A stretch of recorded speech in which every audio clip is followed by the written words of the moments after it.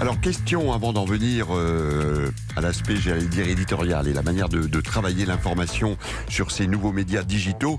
Il y a la question, le nerf de la guerre, le financement. Comment est-ce que vous arrivez, Julien Lamurie, à vivre aujourd'hui la publicité, les abonnements? Non, normalement, c'est du gratuit. Oui, c'est tout à fait du gratuit. C'est un modèle tout à fait différent de ceux qu'on a pu connaître jusque-là. Simone Média, sa force, c'est que on tient pas sur un modèle publicitaire simplement. On tient sur, on a ce qu'on appelle un triptyque. On fait des événements aujourd'hui. Donc il y a des gens qui viennent, qui payent leur place pour assister à des événements qu'on organise. Et on fait que vous annoncez sur les réseaux sociaux à travers ce qui devient votre communauté de consommateurs d'informations.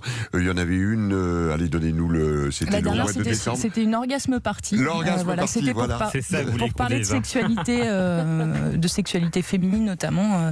De manière totalement libre. Voilà, avec une partie de talk avec des personnes, des femmes qui prenaient la parole, une partie, un plateau d'humoristes et un peu de musique pour terminer cette soirée. Et il y a eu salle comble.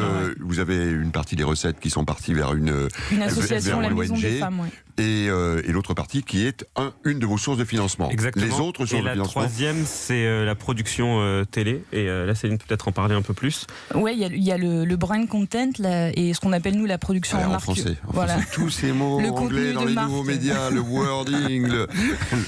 Voilà. Et puis il y a la production de contenu en fait notamment pour la télé. On produit une pastille pour l'émission de Michel Simès qui s'appelle Ça ne sortira pas d'ici. La pastille s'appelle Le Secret Amical.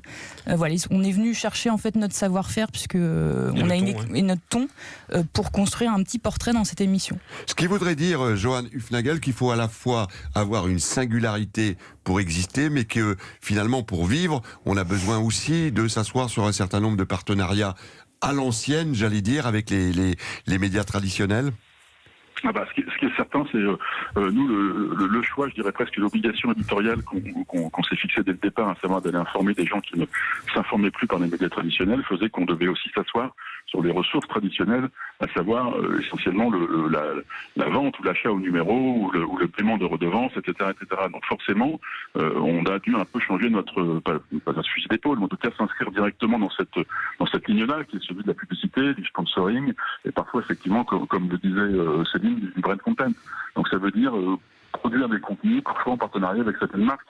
Je donne un exemple pour être extrêmement concret. On a fait le choix depuis le début de Insider de traiter beaucoup des sujets d'environnement. On sait que ce sont des sujets qui sont aujourd'hui majeurs dans les préoccupations des Français et encore plus des jeunes Français, des jeunes Françaises, et que pour certains de notre production, on a des sponsors qui peuvent être des sponsors de marques. Je pense notamment à Veolia sur certaines périodes de l'année.